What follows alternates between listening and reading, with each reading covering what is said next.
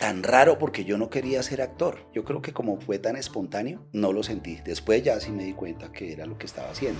Yo dije, no, yo voy a ser agente de policía, o sea, no quiero ser otra cosa si no es policía. Pues me cambia el chip totalmente. Fue de todas maneras confrontarme y sí, la gente se rió con lo que yo hacía. Y eso ya como que me animó y dije, una sensación diferente, ¿no? Nunca he tenido esa sensación. Tuve, digamos, sí, una etapa en la que la fiesta le va ganando a uno la partida. Ahí me vetaron de 2 novelas por incumplimiento. Hay motivaciones que pasan en esas adicciones porque la adicción se lo volvió una prioridad. Y para mí la motivación grande fue la llegada de mi hijo. Creo que lo más importante es si uno encuentra una motivación real. Todo lo que venga con amor, creo que es lo que realmente uno lo cambia.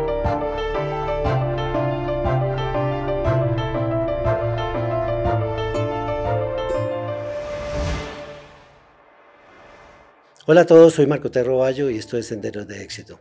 Hoy se encuentra con nosotros en el set de Senderos de Éxito un reconocido actor colombiano, bogotano, que se ha destacado en el cine y la televisión por su destacada labor, por todos sus papeles que ha afrontado con diversidad de temas, tanto en la parte dramática como en la parte de comedia.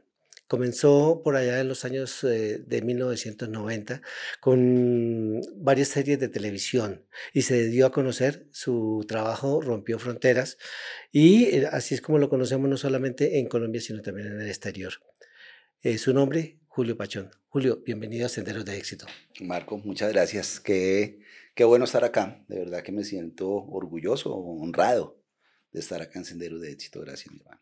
Cuando uno nombra a Julio Pachón, pues necesariamente tiene que remitirse a esas grandes producciones, series de televisión, en cine también. Series como Escobar, Patrón del Man, La Reina del Sur, llegaron y se conocieron a lo largo y ancho de Latinoamérica y también en Estados Unidos. Y en cine recordamos a Roa o al Paseo número 7. Pero Julio, antes de meternos en materia con todo esto, quisiera que nos contaras algo de tu infancia.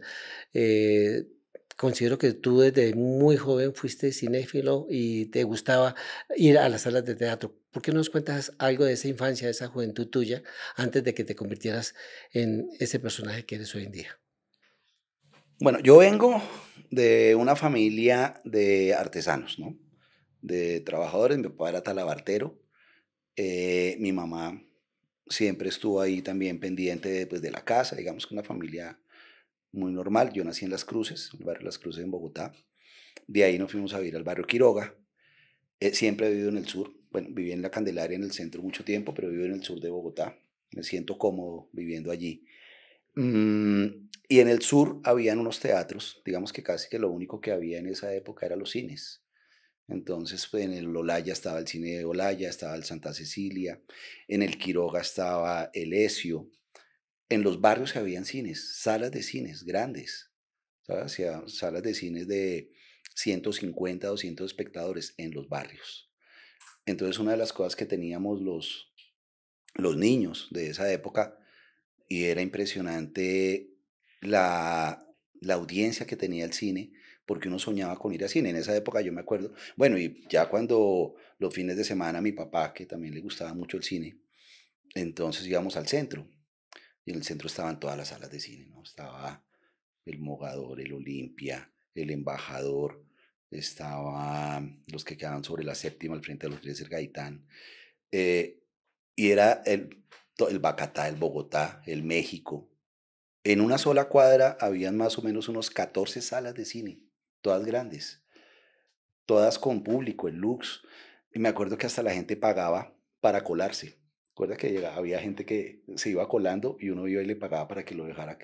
Era una cosa loca y bella, como veíamos los niños y los jóvenes cine.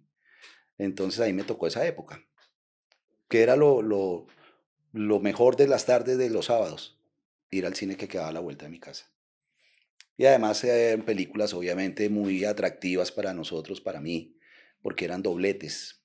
Era, por ejemplo, era western y karate, ¿no? Entonces eran todas las películas de Bruce Lee, pero seguían las de Trinity o seguían las de Clint Eastwood. Entonces a mí, creo que no solamente a mí, yo hablo con muchos amigos de mi generación que no se dedicaron al cine, pero que los marcó mucho el cine, que todavía les gusta ir al cine, pero que fue una infancia marcada por el cine. Sí, Julio, recuerdo este teatro que tú mencionas, el Teatro Ezio, que hay allá por la calle Tercera, en El en el Galán. Galán. Yo recuerdo que existía esa tradición de llevarlo los padres a uno al matiné, que era como a las 10 de la mañana, 11 de la mañana, y que muchas veces también había ese cine rotativo, que uno llegaba y muchas veces llegaba a mitad de película, uno veía al final y luego veía el comienzo para empatar, ¿no? Y entender un poco la película. ¿Sí recuerdas todo Sí, eso? claro, era todo el día. El cine rotativo y el matiné, eso me acuerdo. Y vespertina, que ya era más tardecito.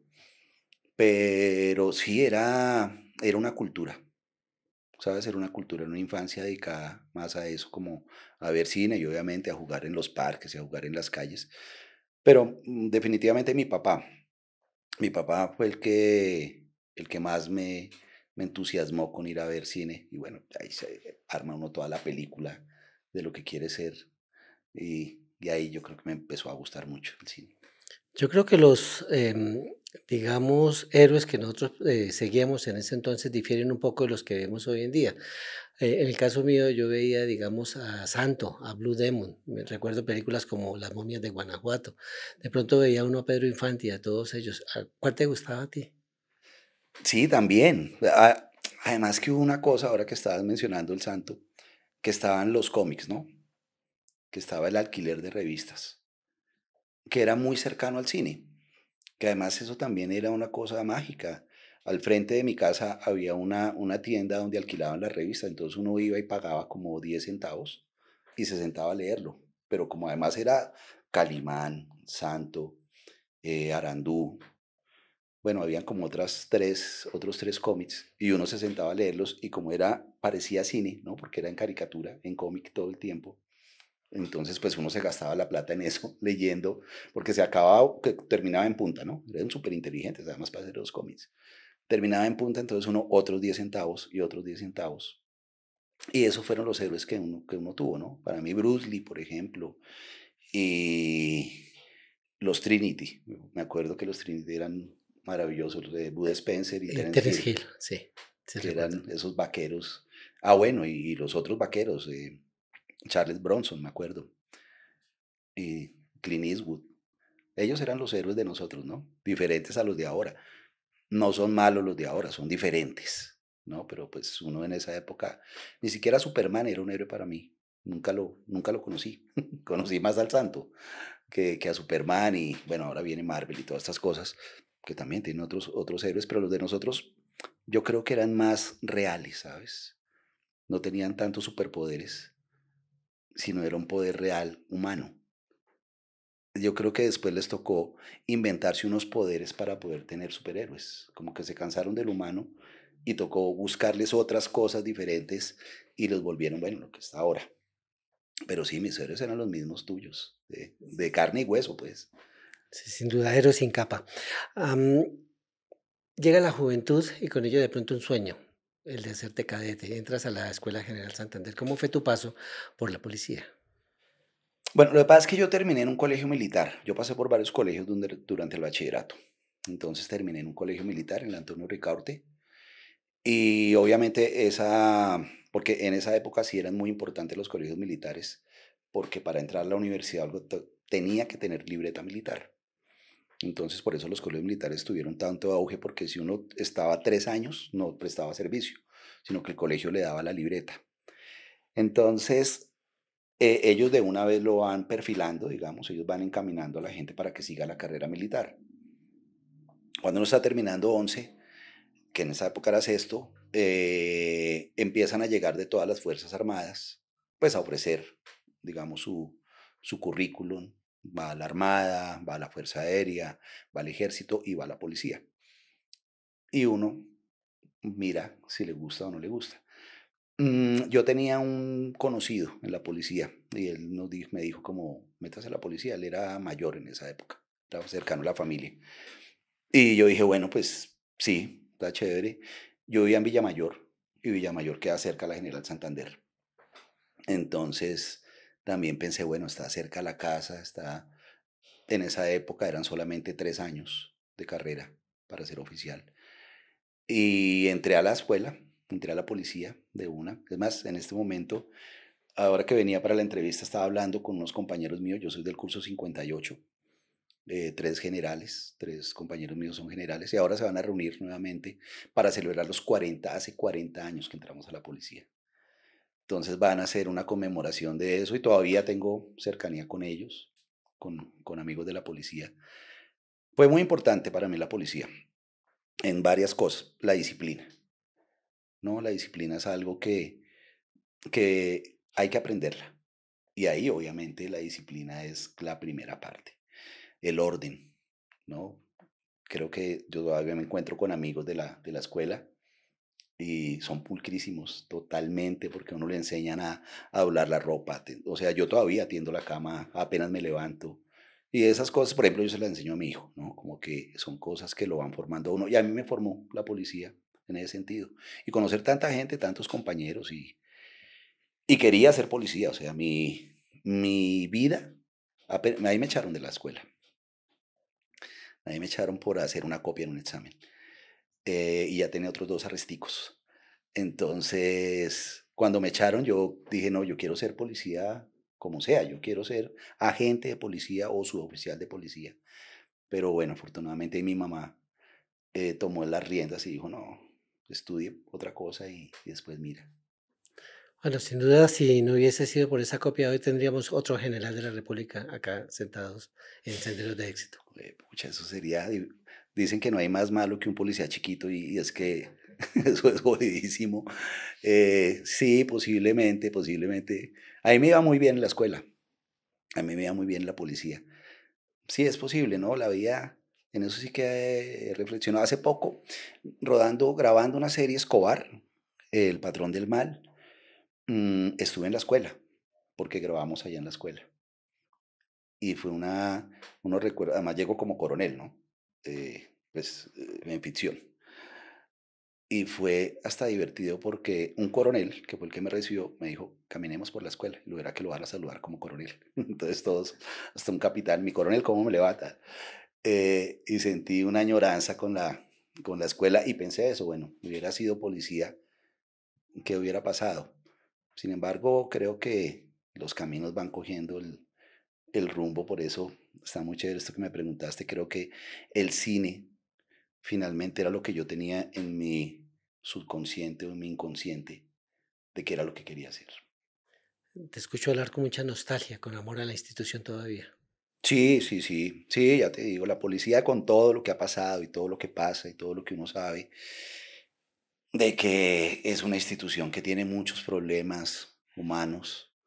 La policía para mí fue un muy buen paso, muy buen paso. Tuve muy buenos compañeros y aún hablo con ellos, ¿no? Aún hablo con ellos, lo que te decía, estoy invitado a una conmemoración de los 40 años. Y sí, yo le agradezco a la institución y eso que después tomé un camino diferente, que ya lo hablaremos totalmente, que me alejó de los policías. Pero sabes que nunca me criticaron realmente tan fuerte por haber tomado otro camino cuando entré a estudiar derecho.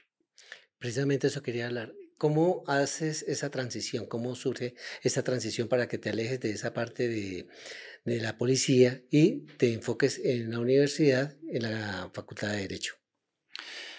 Por lo que te decía, ¿no? Yo dije, no, yo voy a ser agente de policía, o sea, no quiero ser otra cosa si no es policía. Entonces, bueno, mi mamá me dijo, no. mm, y el amigo que nos ayudó a entrar a la policía me dijo, mire, haga una cosa, estudie, usted puede estudiar, bien la capacidad de su familia de darle estudio. Estudie una carrera afín para que después pueda entrar a la policía. Digamos que la carrera más afín en ese caso es el derecho. Entonces me dijo, estudie derecho, cuando termine derecho, entra nuevamente a la policía, entra como oficial de los servicios. Y yo me metí a estudiar derecho pensando solamente en ser policía. Pero error, que entré a la Universidad Libre. Y la Universidad Libre era de izquierda, lo manejaba la UP. Lo manejaba no, habían varios profesores y directivas de la UP. Y pues imagínate, yo entré a la universidad a los 18, es que yo entré a la policía a los 16. Ahí me echaron a los 17 y a los 18 entré a la universidad. Y encuentro un clic totalmente diferente. ¿Sabes? Encuentro a Eduardo Cronfli, a Mario Benopegui, a todos los mataron, ¿no? A la gente de la UP. En este momento estamos haciendo un documental sobre eso, sobre las mujeres de la UP. Y mm, pues me cambia el chip totalmente, totalmente, porque es una Colombia diferente de la policía a la UP. Y encuentro profesores, pues, los más grandes, ¿sabes? Juristas que ha tenido el país, Antequera, Pardo Leal. Eh, y ahí ya digo, no, creo que ya tengo otro pensamiento diferente. No fue de un día a otro, ¿no? Fue de todas maneras confrontarme porque yo venía con la idea de la policía y escuchar a estos maestros hablando de otras cosas, ¿no? Sobre todo de economía, de derecho constitucional, de derechos humanos, ya estaba hablando en ese momento, me confrontó terriblemente, más todos los compañeros que estaban ahí. Y ahí yo dije, pues pucha, ¿qué es esto? ¿Soy policía o no soy policía? ¿Qué es el país? Y sí, me voy por la izquierda. Mm, no sé si en este momento mi pensamiento sea de izquierda, si es como pienso y como creo que estoy pensando de una manera lógica, soy de izquierda, pero lo que te digo es que muchos compañeros de la policía no me increparon por eso, ni, digamos, se fueron contra mí en eso, no. Me decían como, oiga, weón, ¿usted qué está haciendo? ¿Usted, usted qué es lo que dice? Mm, pero por eso también quiero mucho a mucho combo de la policía que fueron muy neutros en eso.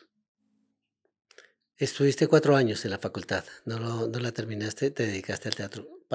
¿Cómo fue ese paso de la universidad, de estar cerca de graduarte, a pasar a las tablas? 5 años realmente estuve 5 porque yo años. perdí un año.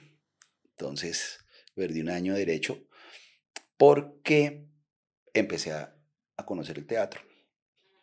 Entonces, el rector de la universidad era Manuel Gaitán, sobrino de Jorge Eliezer Gaitán, tipo súper culto, que venía de Francia, pues, de la Sorbona, terminaba allá. Entonces, un tipo muy culto. Y él quería tener un grupo de teatro en la universidad porque la universidad estaba estrenando un Paraninfo, un auditorio, y lo quería estrenar con una obra de teatro. Y una amiga que me gustaba mucho estaba en el grupo de teatro.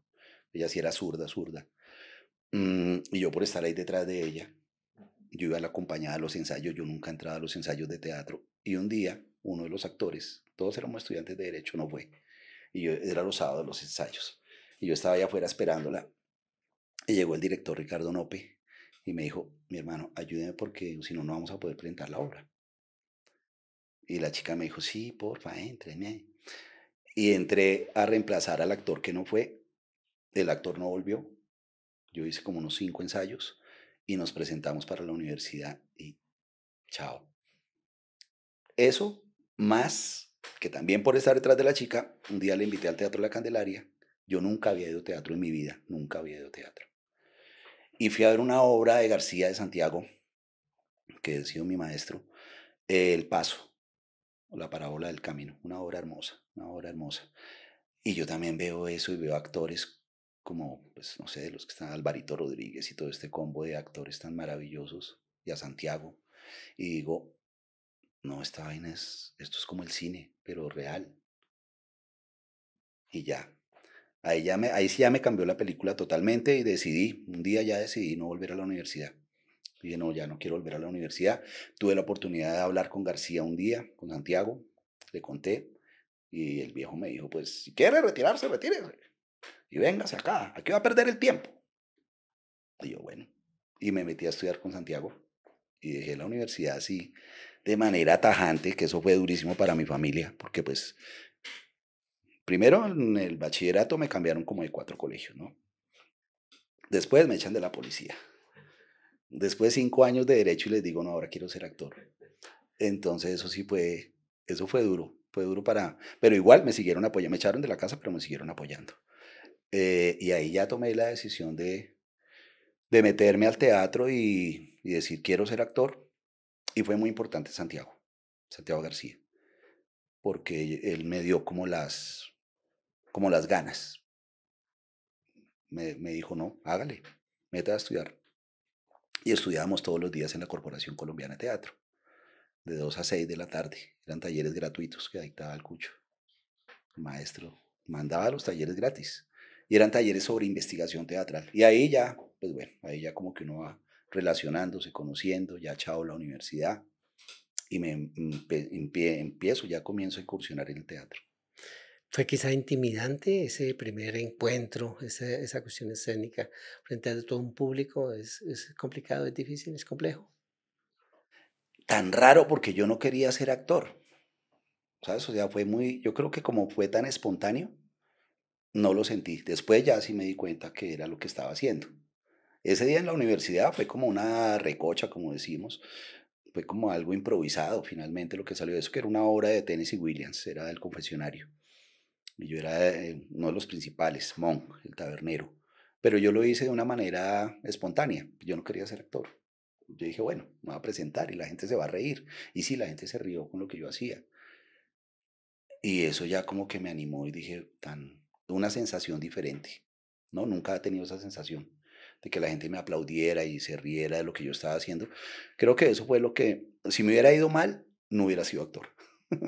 ¿Sabes? O sea, a donde todo el mundo hubiera dicho, no, no es mal actor, yo he dicho, ah, pues, no lo quiero ser y ya. Pero creo que esa fue una de las cosas que me motivó y es que la primera vez del contacto con el público fue muy agradable. Después ya cuando entendí que era actor, ahí ya empezaron los nervios.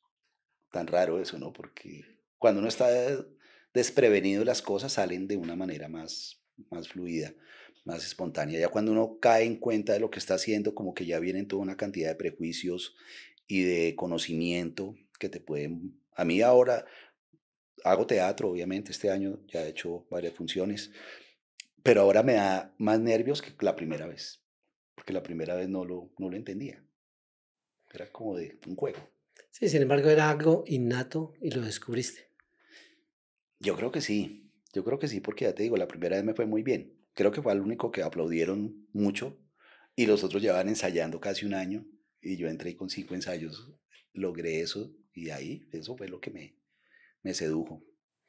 Tengo entendido que de ahí pasas a la televisión, pero la primera vez que tienes contacto con la televisión sales, pero únicamente salen las botas tuyas porque vas paseando un perro. ¿Cómo fue eso? Porque ahí haciendo teatro, ya conociendo a García, entonces conozco a Pachito Martínez, un gran actor y pues, un man muy trabajador con la cultura, él ya murió. Él tenía un grupo de teatro amateur y nos metimos, yo ya me llevé gente de la universidad para crear el grupo de teatro. Dentro de eso la chica de la que siempre estuve detrás, eh, Martica, que ahora es una abogada súper importante. Y creamos un grupo y ahí llegó una persona que se llama Humberto Rivera, que es jefe de casting, siempre ha sido jefe de casting, y estaban buscando un extra finalmente, pero nunca me dijo que era un extra. A mí igual no me importaba, tampoco tenía ganas de hacer televisión. O sea, todo ha sido como en una medida muy tranquila. Yo vivía con mi papá, con mi mamá, en fin. Estaba estudiando todavía derecho. Todavía no me ha retirado. Y me llevan a En Cuerpo Ajeno, se llamó esa novela. Eso fue en el 92, con Amparo Grisales. Y Julio Medina, Anilo Santos, Armando Gutiérrez. Bueno, unas estrellas así tenacísimas. Yo me acuerdo que yo llegué a RTE en la 19 y yo no tenía ni idea, ni idea, ni idea de qué era esa vuelta, ¿no? Me recibió una señora que me trató mal desde el principio. Oye, oye, tú te vas para arriba, te pones un overall y bajas, por favor, pero rápido. Yo, bueno, todo bien. Ni siquiera sabía cuánto me iban a pagar. Cuando yo estaba cambiándome, entró una señora así con un peluche grandísimo, echando la madre que esto es una mierda, este parqueadero, tal. Y yo, pero ¿dónde la he visto? Eran Amparo Grisales. Era Amparo Grisales y de ahí, bueno, ya empiezo a ver los otros actores que uno ya los ve. En la televisión antes, no, los actores eran muy importantes. Eran unos divos realmente, digamos en la época que nosotros vimos televisión. Entonces es la primera vez que yo veo tantos actores. Y bueno, me pusieron el overol, después me cambiaron, no, que el overol no, que un vestido, porque están en una casa, entonces me pusieron un vestido. Y ahí yo, pero ¿qué es lo que voy a hacer? No tenía ni idea, tampoco. No, el jardinero, póngalo de jardinero. Y yo, bueno, el jardinero. Bueno. Y el jardinero, pues tuvo muchos capítulos, porque el jardinero era el que sacaba el perro. El perro sí era importante, se llamaba Bosco, era un pastor belga, bellísimo, y supuestamente el perro era el que sabía todas estas novelas de Julio Jiménez, ¿no? Que son buenísimas, que tienen unas cosas como paranormales y que el alma del otro estaba, pues porque es cuerpo ajeno, ¿no? Que se mete el cuerpo del otro en el otro y tal. Y el perro era el que sabía quién era. Y el perro tenía muchos capítulos, entonces me sacaban a pasear el perro. Entonces siempre le hacían el enfoque al perro, pero estaban las botas mías siempre ahí, ¿no? Entonces hice como 80 capítulos de jardinero, pero nunca salí como 2 veces.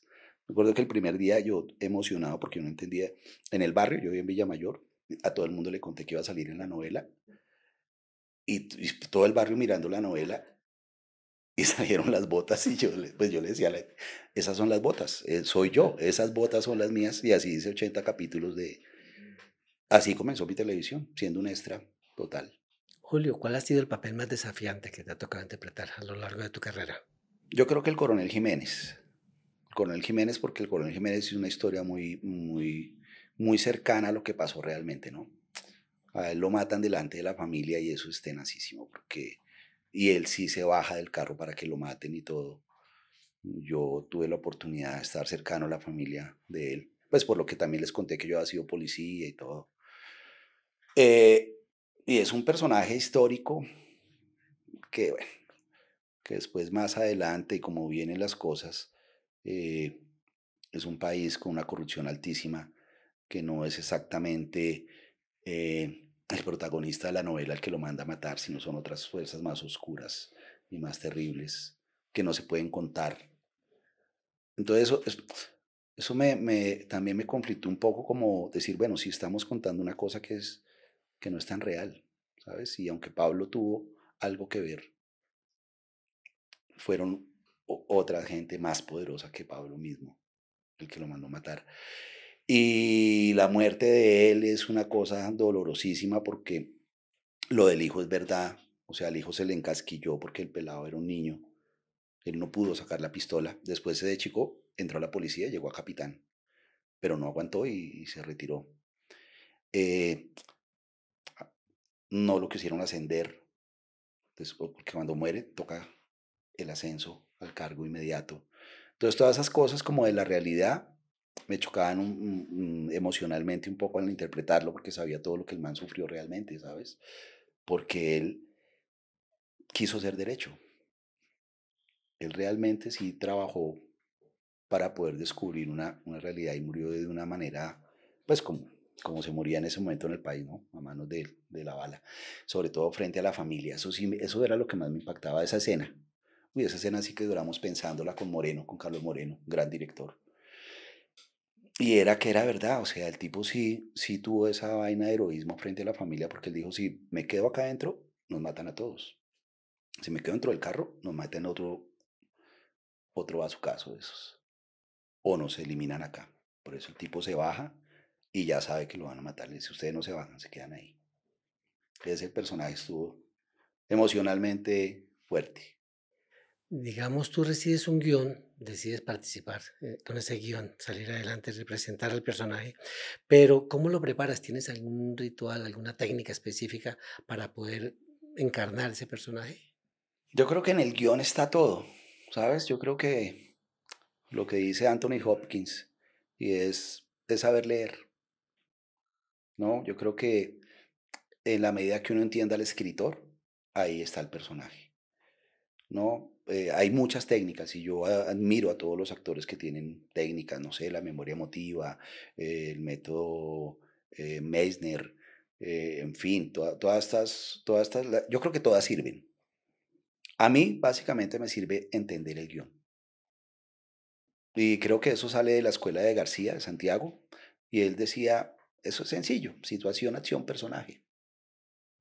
Uno primero mira la situación del guión, en dónde está uno dentro del guión, si es un antagonista, si es un protagonista, qué es uno dentro de una historia.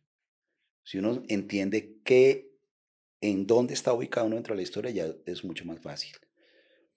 Ya las acciones uno ya las va rayando en el guión, qué quiero hacer, y ahí sale el personaje. Pero para mí sí lo básico es tener una muy buena lectura del guión. Ojalá a veces uno poder hablar con el escritor, ¿no? Porque él es el que también, desde que lo escribió, sabe qué era lo que quiere de cada personaje. Mm, ese es mi ritual. y el tequila. ¿Fue este el personaje más gratificante también que has tenido o has tenido algunos con los que hayas tenido mucha empatía? Las Hermanitas Calle, un alcalde que hice, era una novela muy tradicional colombiana sobre las dos cantantes, estas famosas, Nelly y Fabiola, las Hermanitas Calle. Entonces ahí tuve un personaje de comedia que inicialmente ni siquiera iba a ser una comedia, ¿no? Porque es un alcalde que es un tráfuga, que roba al pueblo, que es tramposo todo el tiempo, pero Pucheros, el escritor, empezó a darle como un vuelco a eso y era que todo le salía mal, ¿no? Entonces fue como un símil entre el coyote este del correcaminos, que todo le sale mal. Y eso le empezó a gustar a la gente. Entonces la gente como que esperaba a ver qué le sale mal a este man, qué le sale mal. Y ese personaje obviamente pues me dio el India Catalina, ¿no? Un premio ahí, un reconocimiento chévere. Y me divertí. Fueron 9 meses divirtiéndome haciendo el personaje.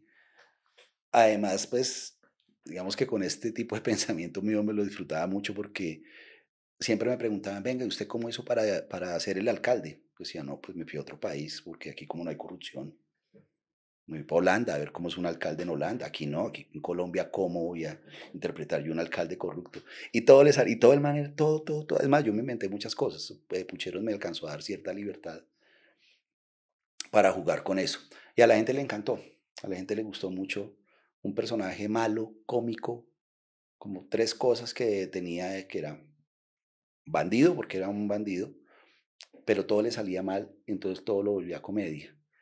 Ese personaje fue muy chévere, muy divertido. Bueno, ¿y cómo es esa representación de la diversidad cultural colombiana en el cine y la televisión? Lo que acabas de decir, de pronto nos es a veces un poco más fácil tomar de la realidad diaria de este país como para poderla mostrar. ¿Cómo la ves tú? Pues creo que acá está todo el material, ¿sabes? Mm, claro, las series han cambiado un poco porque digamos que estaba tomando demasiado regional l- la escritura, ¿no? Entonces ya, por ejemplo, venderle una plataforma, cualquiera que sea, ya no, ya no piden algo tan regional, ¿no? Ya tiene que ser más universal si lo quieres vender. Entonces se ha ido cambiando un poco. Entonces digamos que las novelas antes, si en la costa miraban mucha televisión, entonces se iban por las novelas costeñas y vino un boom de novelas costeñas. En el eje cafetero estaban viendo mucha televisión, entonces nos vamos por el eje cafetero, pero después empezó a cambiar un poco y es con esta la llegada de las plataformas. Y es, no nos interesa una novela costeña porque es que Netflix no es solamente para costeños, es para el mundo entero, entonces no nos parece nada tan regional. Y eso ha ido cambiando también la construcción de los personajes y de las historias. Pero creo que ahora ha pasado algo muy interesante y es lo que está pasando con la televisión regional. Están haciendo unos productos maravillosos, buenísimos, bellísimos. Ahora van a estrenar uno que se llama Este muerto no lo entierro yo, y es una cosa muy macondiana, donde tiene la libertad del escritor de hacer un guión totalmente colombiano, pero con otros temas, ¿sabes? Como en un pueblo, de estos pueblos olvidados. Algo como esto de 100 años de soledad, pero pues en mínimo, ¿no? Pero no solamente este producto, yo creo que he trabajado ya en unas 12 series regionales que las hace Mintic, con el apoyo de Mintic y esto. Y ahí sí se ve mucho los personajes traídos de nuestra realidad, sin estereotipos tan marcados, ¿no? Porque no hablo mal de la televisión, obviamente, pero en la televisión sí te piden un perfil muy marcado. Entonces, si eres malo, tienes que ser malo, malo y el traqueto, pues el paisa, hermano, y ahí digamos que ya hay unas limitantes. Eh, en la televisión ahora regional, sabes que no, son personajes más autóctonos, más colombianos, más chéveres. Pero sí hay mucho material en nuestra vida, en nuestra sociedad, pues que además somos una sociedad con pues, es muy grande todo el espectro que tenemos, ¿no? Entre una misma sociedad, el pobre y el rico son demasiado diferentes, ¿no? Aquí hablas de indios y la gente dice, esa indiamenta en un país de indios, ¿sabes? Entonces uno dice, pero como en un país de indios, de indígenas, hay gente que dice, además, en mi barrio, en el sur, hay gente que dice, oiga, qué indiamenta, y le digo, pero viví de la primero de mayo para el sur, ¿cómo hablas mal? Entonces acá con toda esa diversidad cultural y de pensamientos y de todo, pues hay muchos personajes que uno puede coger. Sí, yo creo que es un poco de doble moral, ¿no? Con la que vivimos a diario. Bueno, como actor, como director, como empresario, has tocado temas sociales y políticos. Me imagino que eso te aporta una gran experiencia. ¿Qué experiencias te ha dejado todo ese em, transcurrir en tu vida como actor?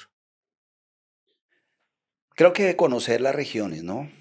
He viajado, una de las cosas más importantes de mi profesión ha sido conocer Colombia, no toda, pero yo creo que por lo menos me atrevo a decir que un 40% o un 30%. Conocer la región creo que es lo más importante para un artista en general, ¿sabes? Saber de qué está hablando. Eh, Soy además muy underground, si se quiere decir, pero a mí me gusta, si voy a Cartagena, quiero ir al barrio más llevado a Cartagena para entender Cartagena, ¿sabes?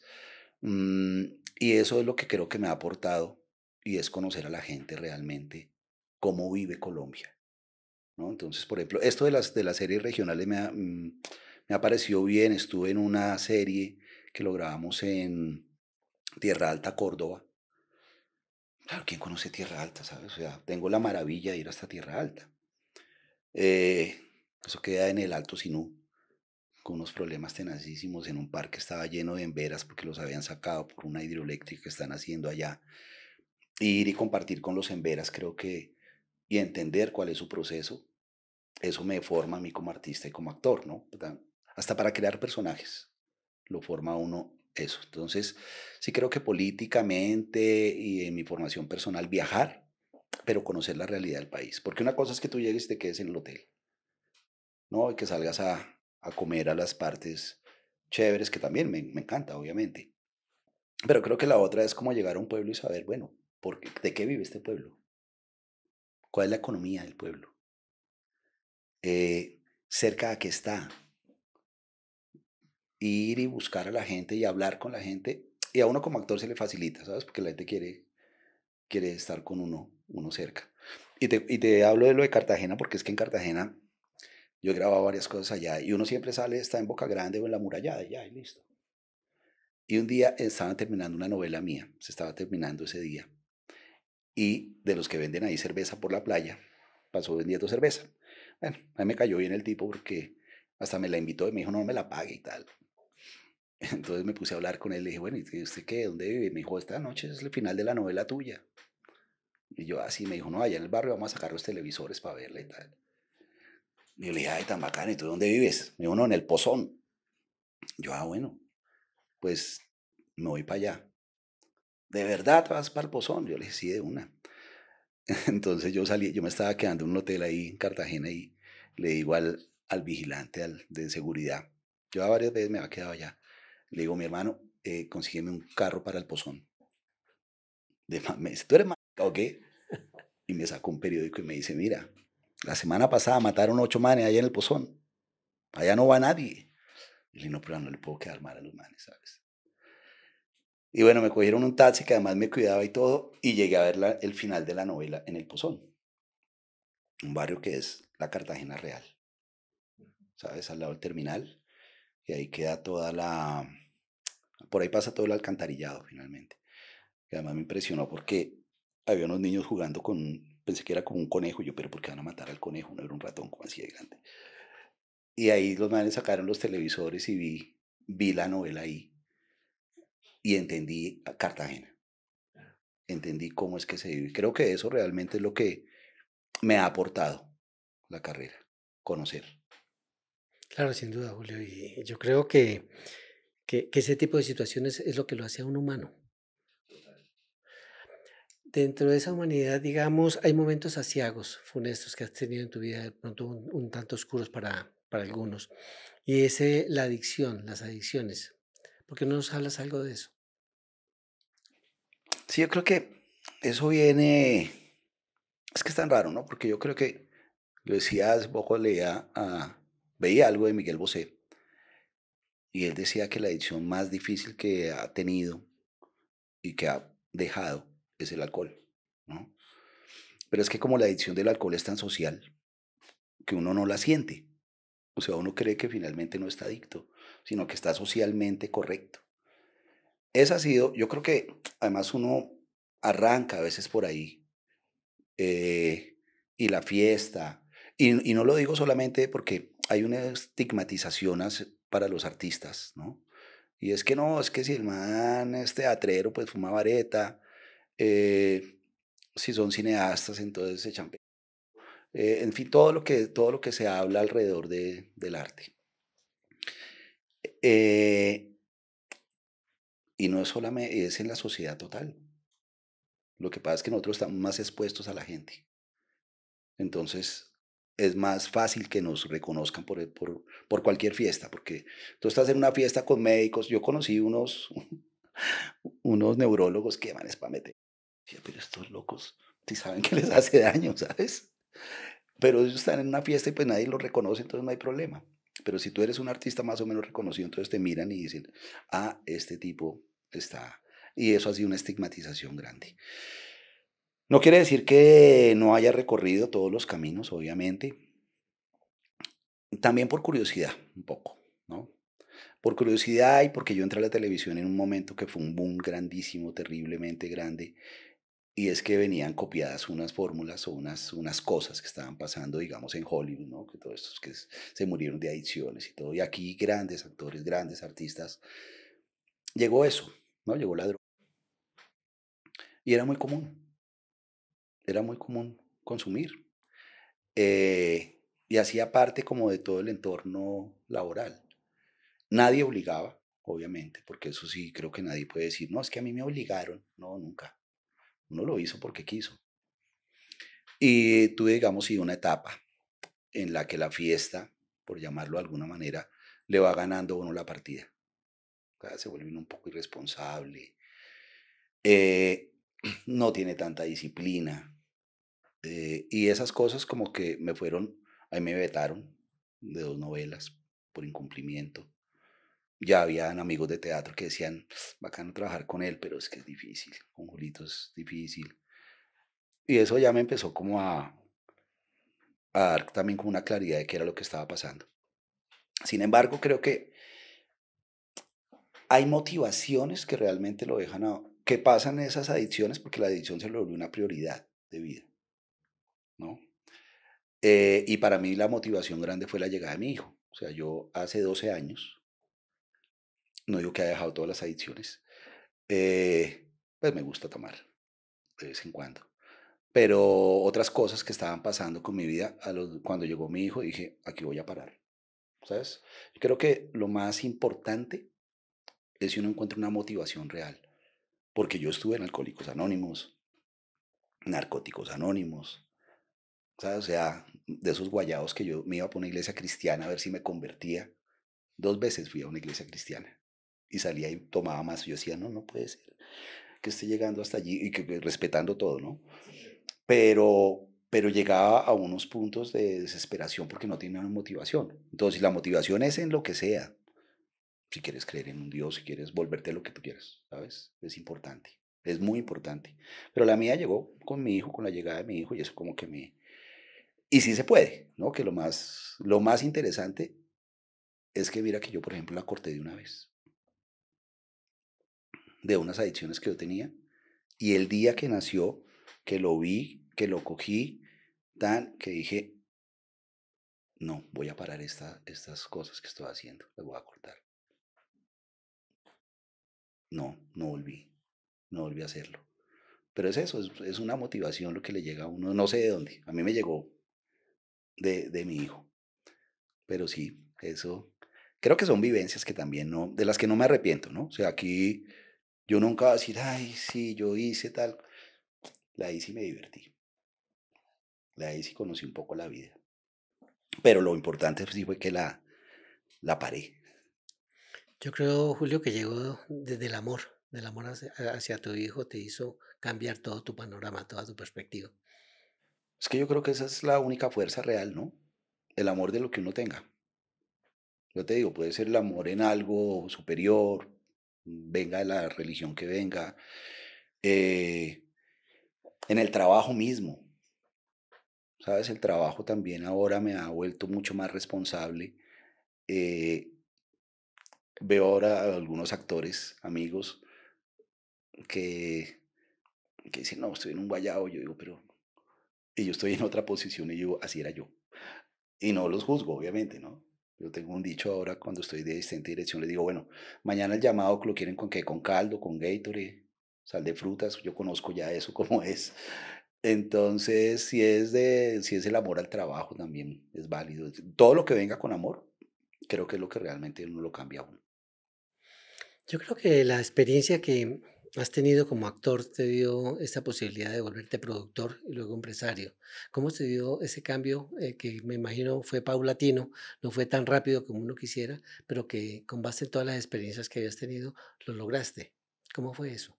Yo creo que hay varias cosas, ¿sabes? Creo que el paso del tiempo en esto sí es algo muy importante, ¿no? El paso del tiempo mal, no bien, ¿no? Uno va teniendo más años y está siendo más relegado. Vi a un actor ayer, un gran actor, de los que uno no cree en la vida que vaya a pedir ayuda, digamos, por redes.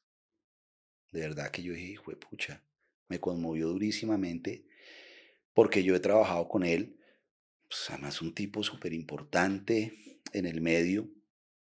Y ayer lo vi en las redes diciendo que por favor me ayuden con tal cosa. Y eso ya lo estaba viendo venir mm, en mí también, porque cada vez está más relegado el actor que va teniendo más edad, ¿no? Hay menos personajes, te pagan más poco. Al contrario de ser, o sea, en vez de ser al contrario, por la experiencia, por el trabajo, entonces te dicen, no, pues ya tienes tantos años, no, hay tanto, y listo.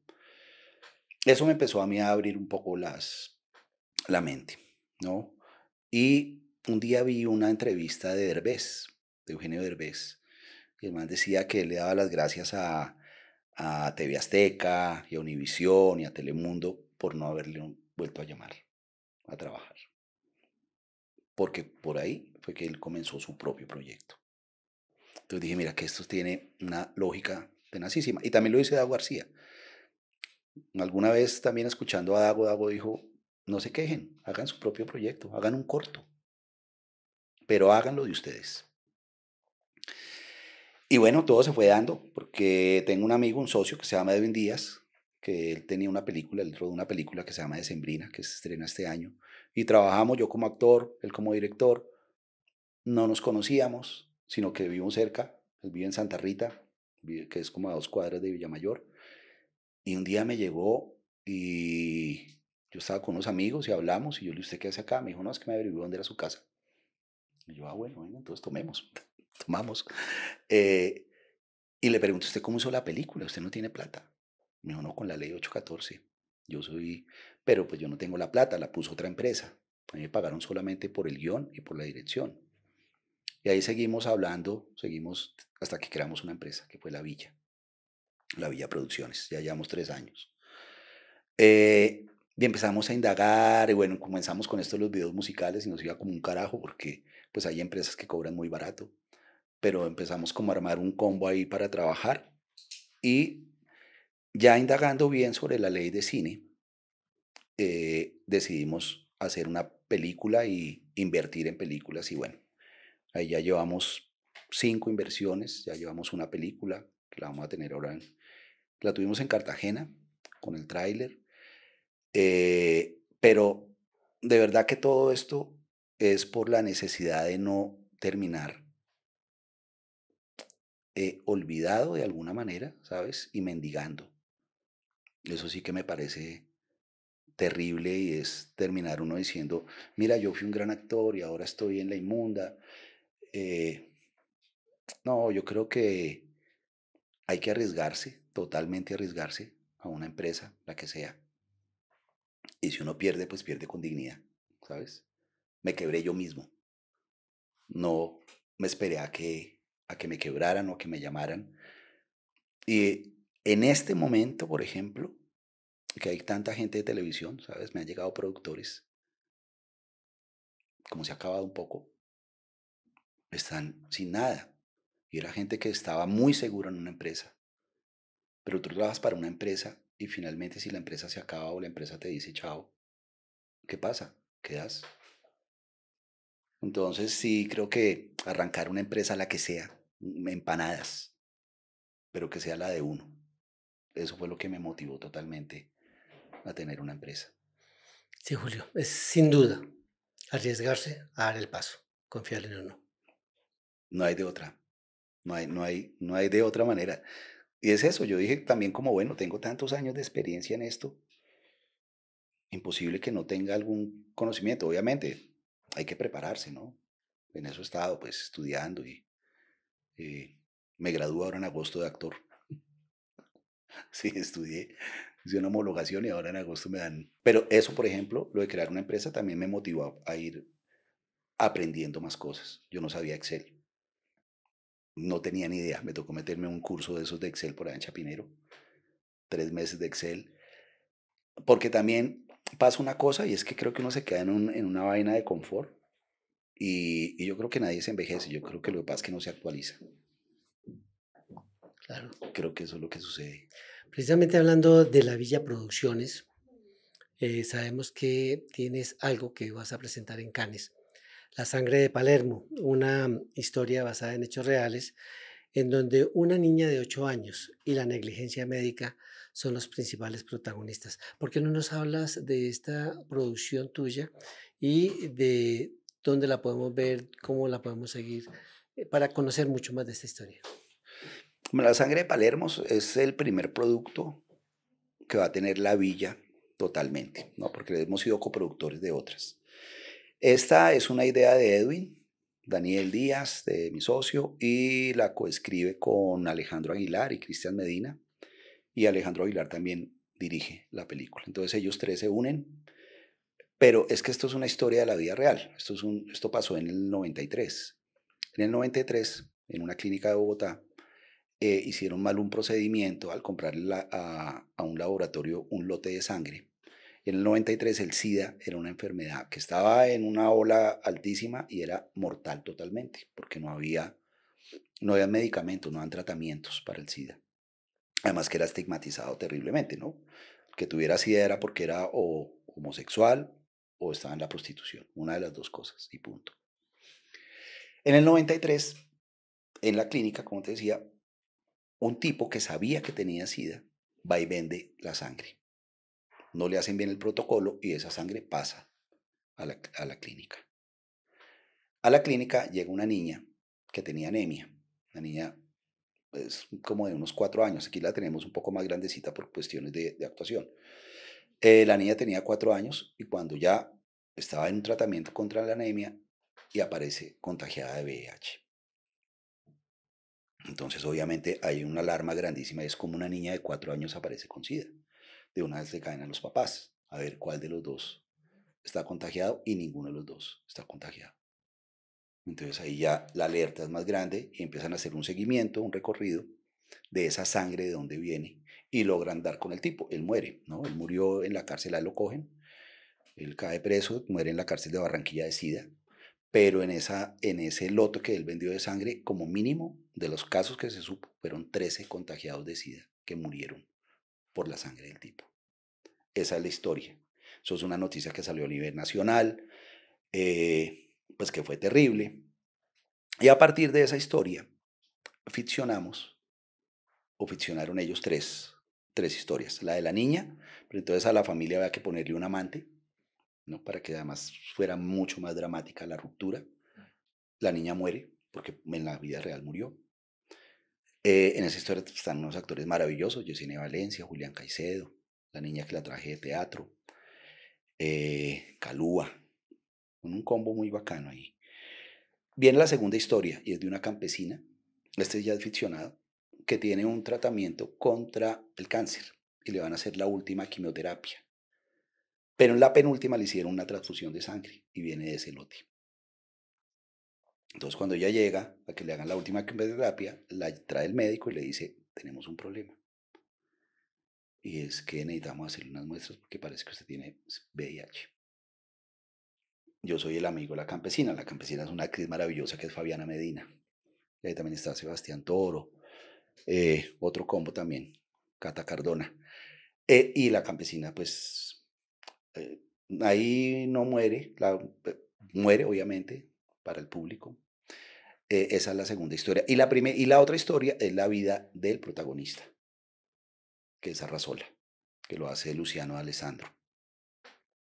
Y lo ficcionamos totalmente, y es que el tipo es un tipo simpático, buena onda, ¿no? Tiene de amiga a una prostituta, eh, está detrás de una chica del pueblo, pero él no quiere estar con ella, pero finalmente pasa todo lo que tiene que pasar y bueno, esa a grandes modos la película. La tuvimos, el tráiler lo pusimos en el Festival de Cine de Cartagena. Ahorita vamos con él para Cannes. Ya está casi editado todo. O sea, nosotros tenemos ya el 95% de la película. Lo que vamos ahora es a mirar coproductores, ¿no? Vamos a la feria allá a ver qué coproductores. Y también llevamos otra película que se llama Santa María, pero ahí somos coproductores. Es de una empresa que se llama Impulsos y de la Villa. Pero La Sangre de Palermo es eso y pues ha estado chévere. No sé, la gente ya le hicimos un primer testeo. eh, Hay una cosa que está difícil. Estuvimos en Cartagena hace 20 días y hay una oleada grande de SIDA en Cartagena. O sea, el VIH de todas maneras no se ha ido. La gente se descuidó. O sea, cuando llegó, todo el mundo se cuidó, ¿no? El preservativo y toda la vuelta. Después de estas generaciones nuevas, como no hay tanta información sobre eso, entonces se descuidan de una manera. No queremos volverle igual una película pedagógica, pero creo que tiene un tema que sí es interesante. Muy interesante, Julio, muy interesante y desde ya te auguro éxitos en Cannes. Gracias. Ojalá vuelvas con buenas noticias de por allá, de Francia. Sí, sí, sí, sí.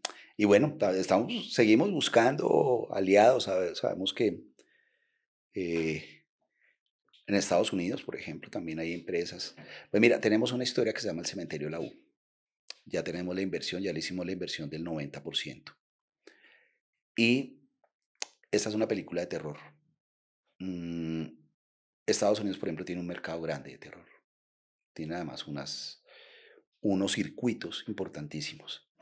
Entonces, estamos mirando también en Estados Unidos qué productoras, qué estados, qué industria quiere también coproducir con Colombia. Porque además Colombia tiene en este momento una oportunidad buenísima para los extranjeros, para las empresas productoras extranjeras, y es una ley, que es la ley 1556, que le permite al productor extranjero recuperar el 40% inicialmente, no pagar unos impuestos arancelarios como el IVA y tener acceso a unos certificados que se venden en la bolsa de valores. Los de la 1556 se venden en la bolsa. Entonces, si tú tengas una empresa en Estados Unidos, puedes descontar impuestos con esos certificados porque son puestos en la bolsa de valores.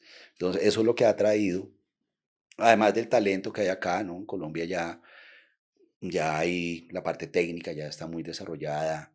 La infraestructura, tanto hotelera como de estudios, de espacios, ya está muy bien constituida, estructurada. La gente, la mano de obra, el personal, ya está también muy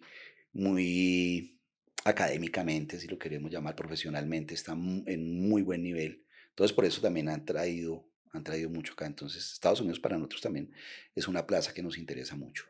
No, y sin duda, Julio, yo creo que esta noticia es desconocida para muchos inversionistas y yo creo que eso es música para los oídos para aquellos que quieren invertir aquí en Colombia, en el cine, en empresas como La Villa Producciones. Julio, ya para terminar, ¿qué consejo le darías a esos nuevos actores que quieren abrirse campo dentro de la actuación en el cine, el teatro y la televisión colombiana? Eso es, yo creo que la única que queda es la disciplina, ¿sabes? Porque uno puede tener amor, entusiasmo, pero el entusiasmo es un momento, ¿no? El amor se puede uno desencantar rápidamente. Y con esto sí que pasa. Si no te llaman rápido, por ejemplo, la Javeriana, bueno, pues, pena nombrar las universidades, pero no, además es muy, muy bueno lo que está pasando allí, conozco amigos, pero son carreras costosas la actuación, ¿sabes? Uno dice, ¿qué va a pasar? Porque antes la gente iba porque había televisión, ¿no? Bueno, la televisión abierta. Ahora se ha ido, aunque se han abierto plataformas, se ha ido acabando un poco la oferta.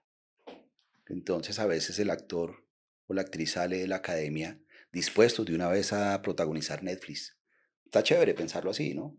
Tampoco puede pensar para abajo, como nunca voy a hacer nada.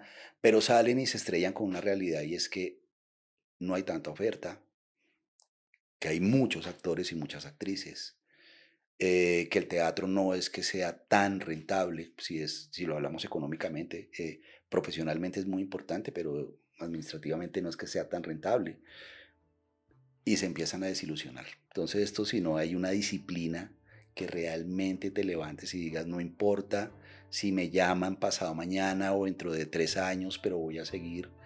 No importa si con la obra no me fue bien esta vez, pero voy a tener otra obra y voy a seguir y voy a seguir. Creo que esa sí es la ganancia. Que todos los días te levantes con la disciplina en el corazón y en la cabeza de decir voy a ser actor o actriz. Julio, muchas gracias. Ha sido un placer en realidad poder traer todo este tipo de experiencias que las hayas compartido con todos nosotros. Ojalá podamos tener más encuentros como este en el futuro y muchas, muchas, muchas gracias por haber asistido. No, Marco, a usted y a todo el combo de acá. Muchísimas gracias por la invitación, de verdad. Muy chévere. A ustedes muchas gracias por haber compartido con nosotros este episodio de Senderos de Éxito. Recuerden darle me gusta si les interesó este programa y los invitamos para uno próximo.